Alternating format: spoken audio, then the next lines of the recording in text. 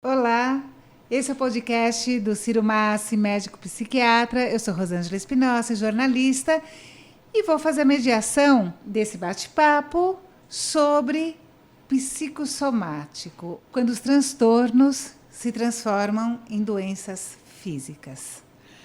Ciro, fala um pouquinho disso. A mente tem a ver mesmo com o físico? Originalmente, os psicanalistas foram os primeiros, os pioneiros a descrever esses fenômenos, né? Descreveram de maneira brilhante. Até hoje eles continuam desenvolvendo essas teorias de como os conflitos emocionais, como os transtornos emocionais que a psicanálise aborda poderiam estar causando doenças orgânicas. Como apareceu aí um novo campo que a gente chama de neurociências, ou seja, todo um estudo de como é que o cérebro funciona e qual a influência no corpo, apareceu também um novo nome, né? Então a gente também chama de medicina mente e corpo, né? Então chama mente e corpo porque é a mente que influencia o corpo, mas é também o corpo que influencia a mente. Então é uma via dupla, né? Vai e volta.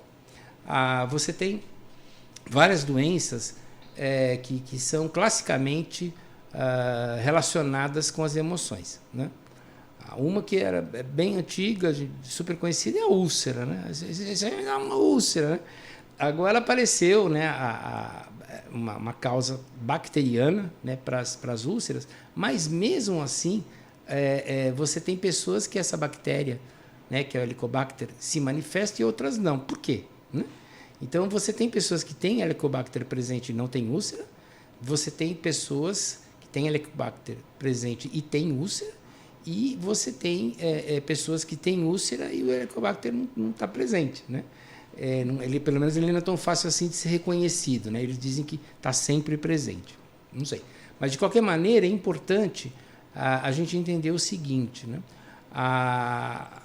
O nosso desgaste emocional, os estresses que a gente vive, os conflitos que a gente vive, as dificuldades que a gente enfrenta, as pressões que a vida nos impõe, né, querendo, gostando ou não, elas vão mexendo com a sua capacidade de se equilibrar, né? Eu costumo dizer, para quem acompanha o podcast, eu gosto dessa expressão, como é que é a vida, né? Viver é como andar de bicicleta. Quem está de bicicleta está equilibrado? Sim ou não, né?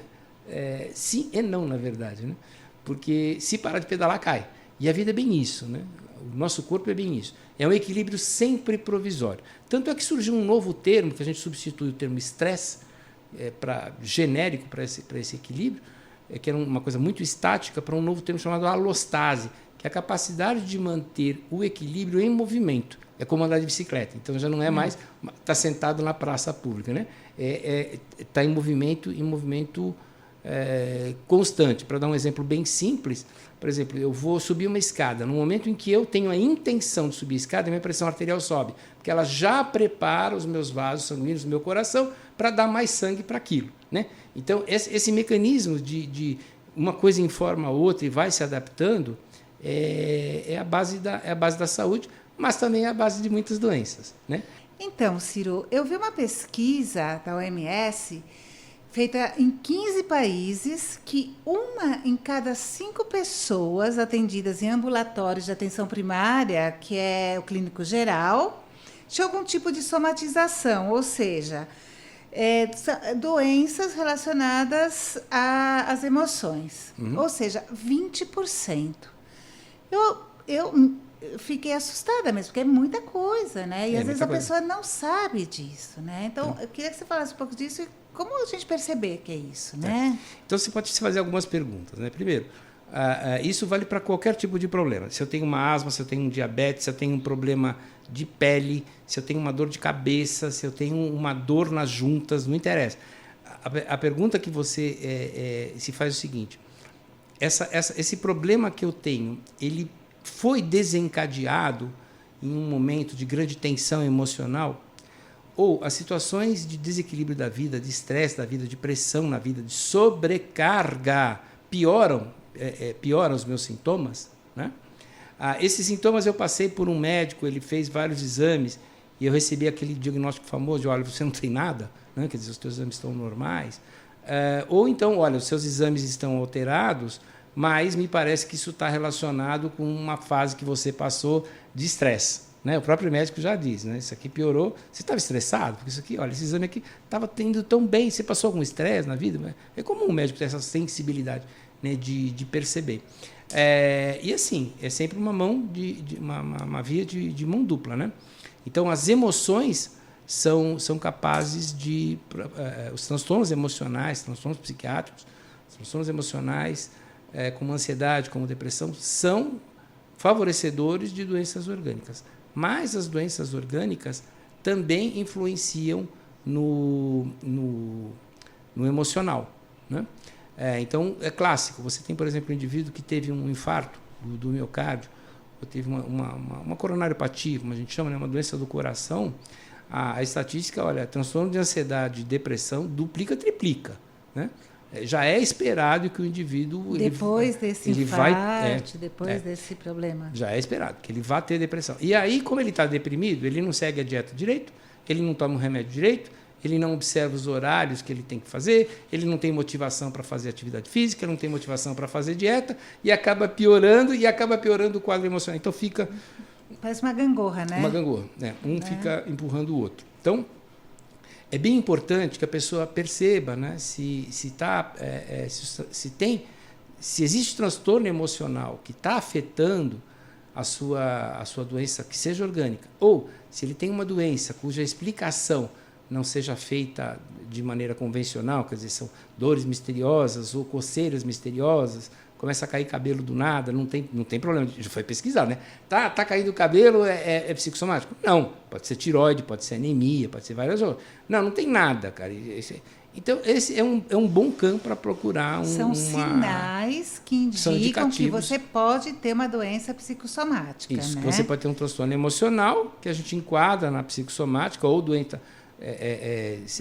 mente e corpo, e que o psiquiatra aborda. Mas você falou de algumas doenças que podem ser consequência disso. Quais são mesmo? Quais as doenças, ou os transtornos, ou os problemas que mais afetam o indivíduo ou o organismo? Né? Teve várias descobertas nos últimos anos. Né? Tem uma história bem interessante, alguns bons anos atrás. Diziam que as emoções influenciavam o câncer, né? E um médico foi contratado para desacreditar. Ele foi contratado para pesquisar, falar: isso aqui não tem nada a ver, câncer é uma doença somente orgânica, então você vai lá, você vai pesquisar e tal. E o Dr. David Spiegel, que hoje é um mega famoso, ele começou a pesquisar e ele começou a perceber que nos grupos as pessoas que melhoravam o emocional tinham um prognóstico melhor nos seus cânceres. Então, de um indivíduo que foi contratado para combater a visão psicossomática, ele virou um grande aliado e hoje esse psiquiatra é um dos grandes autores. Né? Então, ele foi um dos primeiros que falou o seguinte: olha, as pessoas... comprovado. Então, ele pesquisou, bacana, com toda a metodologia científica.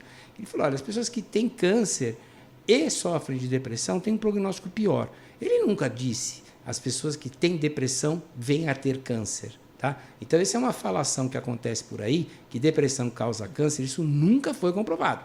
Então, assim, eu acho uma afirmação muito arriscada. Mas dizer que uma pessoa que tem câncer e também tem depressão, ela vai ter um prognóstico mais comprometido, aí sim. Né? Então, você não diz que a pessoa que tem depressão vai causar câncer. Não, mas você diz tem câncer e também tem depressão, a doença começa a complicar. Então, você tem que tratar essa depressão. Esse é um momento em que o psiquiatra entra realmente no tratamento concomitante para evitar que isso aconteça. A mesma coisa, por exemplo, com doenças do coração. Eu acabei de falar que elas já é esperado transtorno de ansiedade e depressão. Isso compromete os hábitos de vida do indivíduo, repetindo, ele não vai fazer dieta direito, ele não vai tomar remédio direito, ele não vai dormir direito, e isso vai acabar piorando o tratamento, comprometendo o todo. Né? Então, isso tem que ser abordado. Outras doenças clássicas, por exemplo, são doenças de pele. Né? De pele? De pele, de monte. Né? Então, você tem várias doenças que você pergunta para o indivíduo: você piora quando está nervoso? Né? É uma pergunta bem simples. Sim. Né? Tem várias doenças. Existe um quadro um nome bem antigo dentro da dermatologia, né? Pruritus cinemateria, que é um nome bonito de médico para dizer que é um prurido que não tem motivo nenhum. Cinemateria significa sem nada, né? Então a pessoa se coça, mas ela não tem lesão, ela não tem uma justificativa para aquilo. Então a visão, você pode ter várias visões, várias interpretações, vai ter que ser esclarecido isso. Isso pode ser, por exemplo, numa visão psicanalítica mais tradicional, pode ser que ele esteja exteriorizando, botando na pele um conflito interno, né? Ele não está conseguindo resolver aquilo e aquele conflito está saindo pela pele.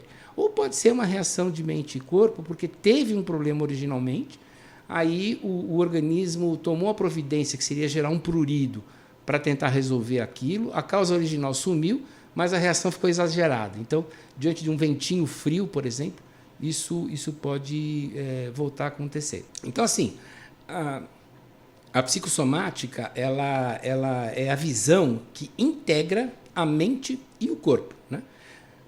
Na verdade, ela volta a integrar porque nunca foi separado. A gente separa por motivo de estudo, né? A gente separa para poder estudar melhor, mas é uma coisa só, né? Uma coisa só. Então, o psiquiatra, alguns psiquiatras, nem todos os psiquiatras gostam de psicossomática, né? De medicina mente e corpo. Alguns psiquiatras se dedicam, né? Eu sou um entusiasta dessa área, né? Já há muitos anos atuo nisso.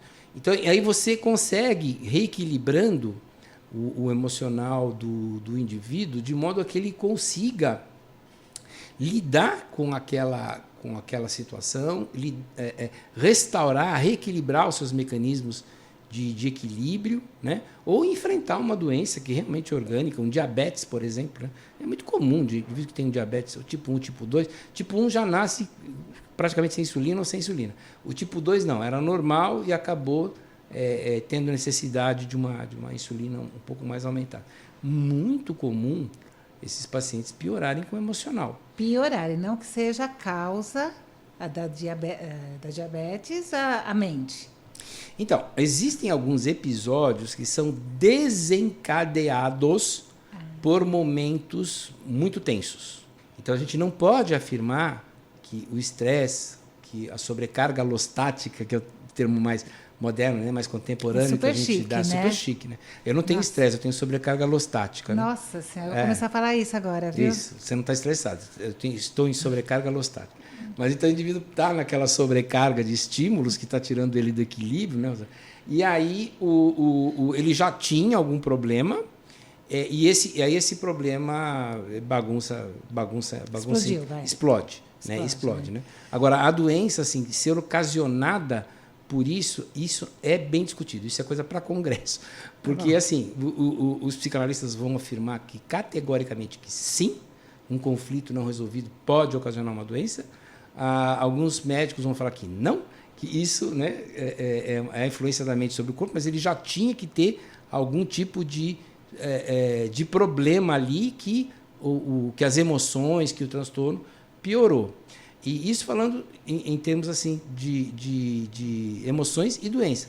Mas nós temos também os transtornos psiquiátricos clássicos, tradicionais, transtorno de ansiedade generalizada, transtorno depressivo, depressão maior, né?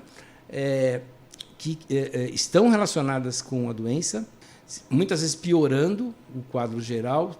O mais óbvio, repito mais uma vez, é pela mudança dos hábitos, mas muitas vezes não. Piora em sentidos mais amplos. Por exemplo, nós estamos saindo da situação de Covid. A coisa está melhorando, mas o pós-Covid, né, nós estamos com mais ou menos 20% a 30% da síndrome do pós-Covid tem transtorno neuropsiquiátrico, né, que é um volume bastante alto.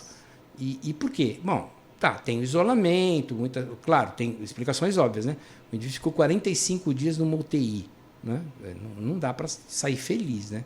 Ele está contente que está vivo, mas tem... mudou toda a sua estrutura, claro. Vai ter que encarar uma mudança aí para frente, isso é claro. Mas não é só isso. A Covid é uma doença viral, ela é inflamatória, ela inflama o organismo mesmo, inflama também o cérebro. E a inflamação ela tem um papel muito importante na gênese, na origem de várias doenças psiquiátricas. Então, cada vez mais a gente estuda o papel da inflamação no cérebro, piorando o transtorno emocional, piorando, né, ou desencadeando um transtorno de ansiedade, um transtorno de depressão.